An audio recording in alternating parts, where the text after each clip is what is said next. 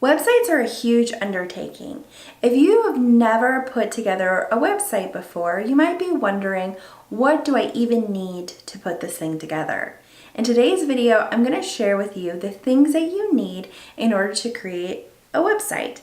So I'm going to talk a little bit about these things that you might want to have ahead of time, so that way when it comes to creating your website, to planning your website, and to thinking about the strategy behind your website, you'll have your thoughts a little bit more gathered, you'll have the content that you need gathered, so that way it'll make the whole process a lot easier.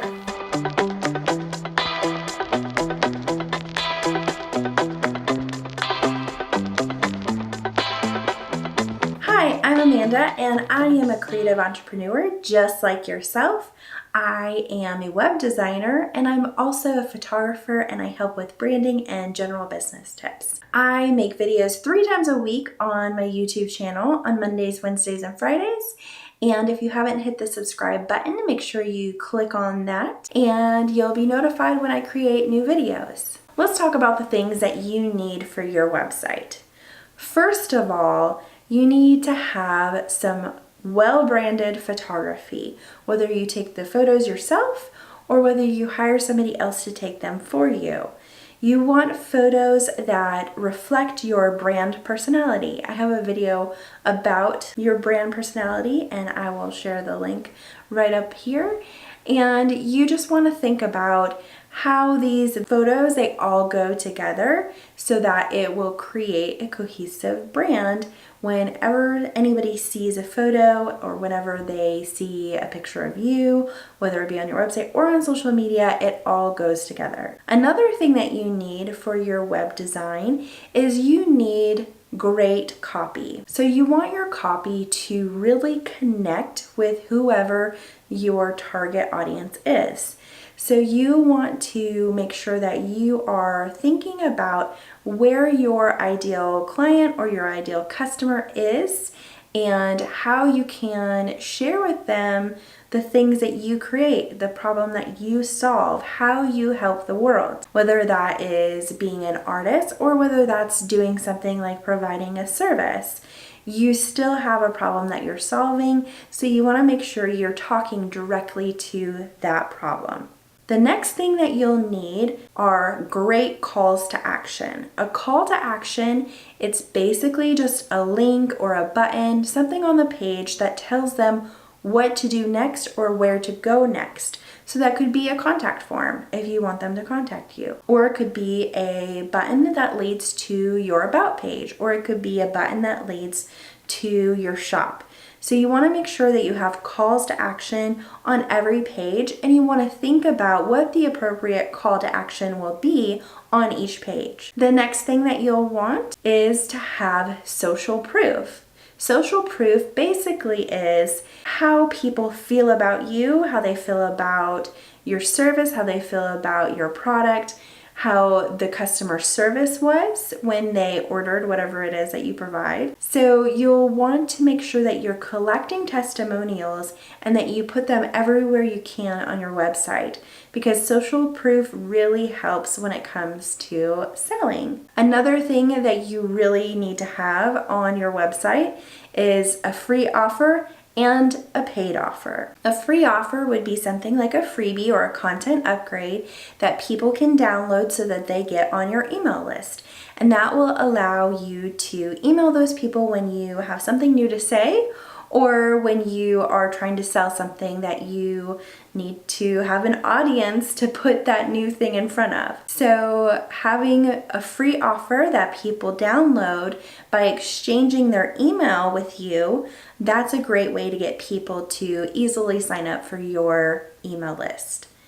The paid offer, you want to think about before you start your website what it is that you're going to sell. Even if you haven't created it yet, even if you're just starting out and you're just trying to collect some emails and then later you're going to create this paid offer, it's good to have kind of an idea of what it is that you want to provide to people. Because if you have no idea and you're just starting an arbitrary website, it's going to be very difficult later to change your branding to suit what it is that you sell. So I recommend starting out with at least an idea of what it is that you hope to sell. Another thing that you really need to have when it comes to your website is you need to have some blog posts. I always recommend to my clients to have at least 4 blog posts before they launch their website. Now, this is just something that I personally like to tell them to do, so they're not going to have 1 blog post and then not blog again for a year. They'll have 4 pieces of content that they can trickle out either once a week or over a couple of months, so that way they can get people back to their website, because it's really important to get the traffic to come back to your website. Otherwise, people aren't going to even know that your website exists. So I recommend before launching to have at least 4 blog posts ready to go. The last thing that I recommend when it comes to having a website is I recommend having either a way for them to follow you on social media or a way for them to contact you. So it depends on how you like to converse or communicate with your clients and your customers.